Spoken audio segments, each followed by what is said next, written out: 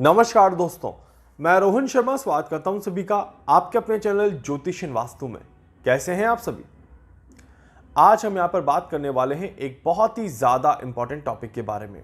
वैसे तो ये संडे का लाइव सेशन होना चाहिए था, बट क्योंकि बहुत बिजी शेड्यूल पे हूं, इस वजह से लाइव नहीं कर पा रहा, तो आपके लिए एक स्पेसिफिक वीडियो बना करके यहाँ पर दे रहा हूँ। इसको लाइव सेशन में बाद में मैं आपको ज़रूर एक्सप्लेन करूँगा।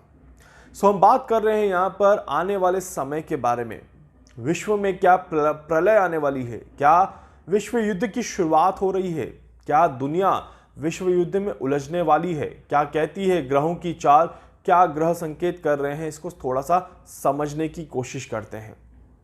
देखिए, रूस और यूक्रेन, उसके बाद विवाद बढ़ा भारत और कनाडा के बीच में, और उसके बाद तीसरा आया अब इजराइल एंड हमास के बीच में एक और नई कहानी। ऐसे में जब बैक टू बैक एक के बाद एक कंट्रीज के बीच में प्रॉब्लम्स हो रही हैं, तो धीरे धीरे ऐसा हो सकता है कि सारी कंट्रीज जो हैं वो इस सिचुएशन में उलझ जाएं। बट आप देखिए, ये रूस और यूक्रेन के बीच में एक जगह को लेकर के लड़ाई है, जहां पर दोनों की आपसी लड़ाई है। इजराइल और हमास के बीच में एक धार्मिक विवाद है, दोनों के आपसी एरिया को लेकर के विवाद है। भारत और कनाडा के बीच में एलिगेशंस का विवाद है। भारत और कनाडा की लड़ाई हथियारों तक नहीं पहुंची या हथियारों के इस्तेमाल तक नहीं पहुंची, और ना ही ये लड़ाई ज़्यादा चल सकती है या ये ज़्यादा खराब हो सकती है, क्योंकि इसमें सबको पता है कि कनाडा को किसी भी तरह से फ़ायदा नहीं मिलेगा। इजराइल और हमास की लड़ाई में भी इजराइल क्लियर कट विनर बन करके निकलेगा। तो इसीलिए इजराइल आने वाले 20 दिनों में अपने आप को खड़ा रखेगा और बता देगा दुनिया को कि इजराइल हार नहीं मानेगा। तो ये चैप्टर भी मुझे लगता है कि जल्दी समाप्त हो सकता है। प्लस यहां पर एक नई शुरुआत हो रही है। मैंने लास्ट अपने वीडियो में भी कहा था कि ऑयल वॉर यहां पर शुरू हो रहा है, या इकोनॉमिकल वॉर की एक चेन को आगे बढ़ाया जा रहा है। ये विश्व युद्ध की कहानी नहीं है, ये दुनिया को तबाह करने की कहानी नहीं है, ये अधिकार जमाने की और अपने आप को ऊपर उठाने की कहानी है। और इसमें स्पेशली ऑयल वॉर में यहां पर जरूर कहूंगा, ऑयल वॉर मतलब कि ऑयल के ऊपर ये पूरी चीजें डिपेंड करेंगी। ऑयल के प्राइस धीरे धीरे राइज हो रहे हैं और बहुत जल्दी और राइज होते हुए नजर आएंगे। विश्व में ऑयल को लेकर के काफी ज्यादा समस्याओं का सामना करना पड़ेगा। एक तरफ रूस यूरोप के लिए संकट पैदा कर सकता है, दूसरी तरफ सऊदी मिडिल ईस्ट में एक नई कहानी लेकर के आ सकता है, और इस वजह से ये समय बहुत ज्यादा इंपॉर्टेंट बन जाता है। अब सीक्वेंस अगर देखें तो देखिए, राहु बहुत ज्यादा प्रबल बनता जा रहा है। डे बाय डे राहु का जो प्रभाव है ये काफी ज्यादा होता हुआ नजर आ रहा है, और जैसे जैसे राहु का प्रभाव बढ़ता जाएगा वैसे वैसे चीजें और ज्यादा खराब होते हुए नजर आएंगी। नवरात्रि की शुरुआत हो चुकी है, माता रानी का आगमन हो चुका है, और माता रानी अच्छे संकेत लेकर के आ रही है। इस वजह से डेफिनेटली नवरात्रि के समय में तो शांति कहीं ना कहीं बनी रह सकती है, but by end of the Navratri Mata Rani की जाने के साथ ही बड़ी परेशानियां शुरू हो जाएंगी, क्योंकि माता रानी जिस वाहन पर बैठ करके जा रही है वो शुभ संकेत लेकर के नहीं आ रहा। ये भी एक रीजन है जिसकी वजह से काफी ज्यादा चीजें यहां पर चेंज होते हुए दिखाई देंगी। यहीं पर राहु जैसे ही ट्रांजिट करेगा, राहु कमजोर होना शुरू हो जाएगा और मंगल प्रबल होना शुरू हो जाएगा। I told you in my earlier videos also कि there is a big fight between Rahu and Mars is going on, and इस फाइट की वजह से, राहु और मंगल की वजह से दुनिया में तबाही आ रही है, और केतु इसमें आग में घी डाल रहा है, शनि इसमें आग में घी डाल रहा है। इस वजह से ये काफी ज्यादा परेशानियां पैदा करेगा। 15th ऑफ नवंबर के पहले पहले मार्केट काफी ज्यादा अनस्टेबल रहेगा। 15th ऑफ नवंबर के पहले पहले मार्केट में बड़ा डाउन फ्रेम देखने को मिल सकता है, और मार्केट कहीं ना कहीं भारी नुकसान दे सकता है। इस तरह के योग यहां पर बन रहे हैं। बहुत जल्दी अभी शनि नक्षत्र परिवर्तन करेंगे, और शनि के नक्षत्र परिवर्तन से देश और दुनिया में बड़ी घटनाओं के संकेत फिर देखने को मिलते हैं। इस वजह से मैं यहाँ पर ज़रूर कहूँगा कि एक रोलर कोस्टर ज़रूर देखने को मिलेगा। किसी और कंट्री के नाम आने के चांसेस बिल्कुल बनते हैं। यहाँ पर बहुत ज़्यादा क्लियरली दिखाई दे रहा है कि एक और कंट्री के नाम भी यहाँ पर देखने को मिल सकता है। अब सारी कहानी कहाँ पर टिकी हुई है, सारी कहानी एग्जैक्टली कहाँ पर क्लियर होगी, पिक्चर कब क्लियर होगा? तो देखिए, मैंने आपको पहले भी कहा था कि 2023 and 24 is a combined year. 24 is the main year, 23 is just a start of something. Leading रहेगा 24, और 24 का शुरू का 6 महीना तो काफ़ी ज़्यादा इंपॉर्टेंट समय रहने वाला है। सो पूरी पिक्चर जो है हमें ये 2024 में क्लियर हो जाएगी। 24 एंड 25 एक ऐसा समय रहेगा जो दुनिया में इलेक्शन से लेकर के आ रहा है। हर एक कंट्री के लिए ये समय इलेक्शन का समय रहेगा। अमेरिका, पाकिस्तान, भारत, रूस, कनाडा, मतलब काफ़ी सारी चीज़ें यहाँ पर पॉलिटिकली स्ट्रांग होना शुरू हो जाएंगी, और इस वजह से दुनिया के बड़े लीडर्स के लिए ये समय, ये साल और भी ज़्यादा महत्वपूर्ण हो जाएगा। अब या तो आप युद्ध में उलझ जाएंगे और या आप अपनी कंट्री को बचाने की कोशिश करेंगे। यही सीक्वेंस यहाँ पर देखने को बनेगा। अक्टूबर का महीना, देखिए अक्टूबर का महीना कहीं ना कहीं हर बार, सितंबर और अक्टूबर ये एक ऐसे साल है जो इस तरह की ग्रह स्थिति जब जब बनती है तब तब कहीं ना कहीं बड़ी विपदाएं लेकर के आते हैं। आप सभी को याद होगा कि अमेरिका में ट्विन टावर पर जब हमला हुआ था तब भी यही सीक्वेंस बन रहा था। सितंबर अक्टूबर का महीना, ग्रहण की स्थिति, और यही स्थिति यहाँ देख करके पता चल रहा था कि चीज़ें और ज़्यादा खराब होंगी। उसी तरह से और कई ऐसी घटनाएं सितंबर एंड अक्टूबर में बाय द टाइम होती गई हैं, जिसे देख करके पता चलता है कि इस साल भी ये जो अक्टूबर के आसपास का समय बन रहा है ये बहुत ज़्यादा अच्छी स्थितियां लेकर के नहीं आ रहा। एंड इस वजह से डेफिनेटली ये समय काफ़ी ज़्यादा परेशान करता हुआ नजर आएगा। अभी पिछला जो ग्रहण गया ये अमेरिका को कवर कर रहा है, ये कनाडा को कवर कर रहा है, और अमेरिका और कनाडा में तो परेशानियों की शुरुआत होने ही वाली है।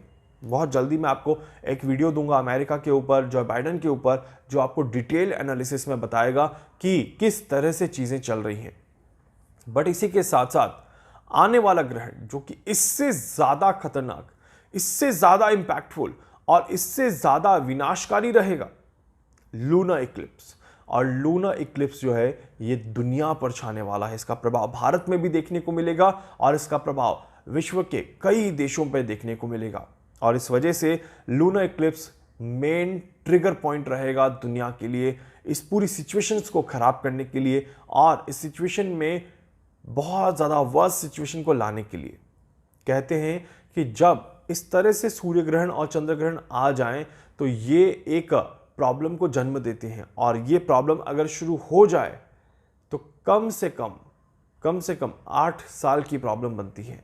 मतलब कि एक लंबी बीमारी, एक लंबी प्रॉब्लम, एक लंबी समस्या को यहाँ पर जन्म दिया जाता है। मतलब कि दुनिया किसी ऐसे संकट में उलझने वाली है जो संकट लंबा खिंच सकता है। मैं अगेन कहूँगा कि हम विश्व युद्ध की बात नहीं कर रहे या फिर हम दुनिया के नष्ट होने की बात नहीं कर रहे, बट कोई एक ऐसा संकट जो कि थोड़ा सा लंबा खिंच सकता है, कोई एक ऐसी परेशानी जो कि लंबी चल सकती है, जिसके सॉल्यूशंस बहुत आराम से या बहुत जल्दी ना मिले। जैसे कि कोरोना आया, कोरोना जब आया तो उसके सॉल्यूशंस हमें 1 साल, 1.5 साल, 2 साल के बाद मिल गए। उसी तरह से अगर हम थोड़ा सा पीछे जाएं तो जब स्पेनिश फ्लू आया था तो उसके रिजल्ट हमें जल्दी नहीं देखने को मिले थे, क्योंकि वहां पर जो ग्रहण की स्थिति थी वो कुछ इसी तरह की थी जिसके रिजल्ट्स हमें 6-7 साल बाद देखने को मिले। 1929 में जो एक वॉल स्ट्रीट क्रैश हुआ था, उसके बाद लोगों को उभरने के लिए, इकोनॉमिकली बैलेंस होने के लिए भी कम से कम 6 साल का समय लग गया था। तो ये कुछ इस तरह की परिस्थितियां बनेंगी जहां पर कोई ऐसी बड़ी घटना जो कि लंबे समय तक चलती जाए, तो ये बिल्कुल यहां पर पॉसिबल दिखाई देता है। इस वजह से ये समय बदलाव का, ये समय परेशानियों का, और ये समय थोड़ा सा बैलेंस कर चलने का समय है। अब देखिए, लास्ट सैटरडे की अगर मैं बात करूं, 14 अक्टूबर की मैं बात करूं, तो कितने सारे संयोग बन रहे थे। अश्विनी मास था, अश्विनी मास में सूर्य ग्रहण का आना, अश्विनी मास सूर्य ग्रहण के साथ साथ शनिवार का दिन होना, और शनि अमावस्या का आना एक तरह से यहाँ पर बहुत ज़्यादा गंभीर स्थिति को जन्म देता है। और ठीक उसके पहले या उसके बाद में अगर आप देखेंगे तो Friday was not that positive, Saturday was not that positive, मतलब कि एक तरह से ब्लैक फ्राइडे, ब्लैक सैटरडे यहाँ पर देखने को मिल गया। एंड अभी भी डर खत्म नहीं हुआ है, अभी भी परेशानियां खत्म नहीं हुई है, अभी भी परेशानियों का माहौल खत्म नहीं हुआ है। इट मीन्स कि the time is still going on and time is working as they have pattern. Planets का अपना एक पैटर्न है और प्लैनेट अपने पैटर्न पर पूरी तरह से काम कर रहे हैं। और बहुत सारे लोग जो कह रहे थे कि 14 मुस्लिम countries will attack on India, अभी तो मैं आपको ये कहूँगा कि ये समय रिलीजन वॉर का शुरू हो चुका है। और कहीं ना कहीं, डोंट माइंड, किसी के पर्सनल रिलीजन को नहीं कह रहा, बट दुनिया में इस तरह से एक सारा संयोग बन जाएगा कि Muslim countries will fight to the Muslim countries, इस तरह के भी योग यहाँ पर बनेंगे और इस वजह से चीज़ें और ज़्यादा खराब होते हुए नजर आएंगी। मैं और ज़्यादा डीप बता सकता हूँ इसमें, बट टू बी ऑनेस्ट मैं रिलीजन में नहीं पढ़ना चाहता, मैं रिलीजन वॉर में नहीं पढ़ना चाहता, इस वजह से मैं अपने स्टेटमेंट को यहाँ पर नहीं दे रहा हूँ। अदरवाइज मैं इसमें आपको और डिटेल बता सकता हूँ क्योंकि वो मैंने कैलकुलेट किया हुआ है। बट एक चीज़ मैं आप पर ज़रूर कहूँगा, रूस यूक्रेन का युद्ध विश्व युद्ध की ट्रिगर नहीं थी, वो ट्रिगर पॉइंट नहीं था, वो एक इंटरनल वॉर जिसको बढ़ा दिया गया दूसरे देशों के द्वारा, वो हम सभी को पता है। इजराइल और हमास का युद्ध भी विश्व युद्ध की संकेत को या ट्रिगर को नहीं पॉइंट कर रहा, तो इसीलिए ये भी विश्व युद्ध की तरफ जाता हुआ नजर नहीं आएगा। बट दोनों देशों के लिए, स्पेशली इजराइल के लिए इस समय वॉर का था, परेशानियों का था, उलझने का था। इजराइल उलझ गया। सेम सीक्वेंस बना था यूक्रेन के लिए, यूक्रेन के लिए भी परेशानियों का समय था, उलझने का समय था, वो उलझ गया। यूक्रेन चाहता तो समझदारी के साथ इस चीज़ को ख़त्म कर सकता था, रशिया चाहता तो इस चीज़ को ख़त्म कर सकता था, बट कोशिश नाकाम रही।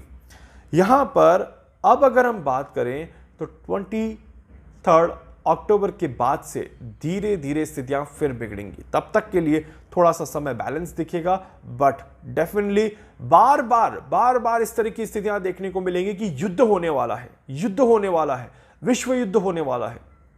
बट मैं अगेन कहूंगा कि ये एक तरह से बात उठेगी और दब जाएगी, उठेगी और दब जाएगी। ये इसी तरह का सीक्वेंस मुझे दिखाई देता है। इस पूरे संकट में ईरान बहुत ज़्यादा उलझता हुआ नजर आ रहा है। ईरान काफ़ी ज़्यादा परेशानियों में महसूस करेगा। ईरान में भी बड़ी ट्रबल शुरू होने वाली है। सीरिया में बहुत बड़ी घटना हो सकती है। सीरिया में बड़े भूकंप के संदेश भी दिखाई देते हैं, ईरान में बड़े भूकंप के झटके भी दिखाई देते हैं। इस तरह के योग यहाँ पर बन रहे हैं। टर्की भी कहीं ना कहीं अराउंड द बॉर्डर अपनी आप को परेशानियों में महसूस कर सकता है। इस तरह के योग यहाँ पर बनते हैं। इसके अलावा यमन कहीं ना कहीं उलझ सकता है, इस तरह के योग बन रहे हैं। और यहाँ पर मैं ज़रूर कहूँगा कि इराक के साथ साथ ईरान भी अपने आप को इस तरह की सिचुएशंस में डाल सकता है। इस तरह के योग बहुत ज़्यादा अच्छे बन रहे हैं। इस वजह से ये समय जो है ये मिडिल ईस्ट के लिए बहुत ज़्यादा स्टेबल समय नहीं बनता। अब बहुत ज़्यादा चीज़ें डिपेंड करेंगी रूस के आने वाले इलेक्शन पर। रूस का आने वाला इलेक्शन भविष्य को डिसाइड करेगा, भविष्य की दिशा को डिसाइड करेगा और भविष्य की दिशा में आने वाले समय को डिसाइड करेगा। इस वजह से ये समय और भी ज़्यादा महत्वपूर्ण रहेगा।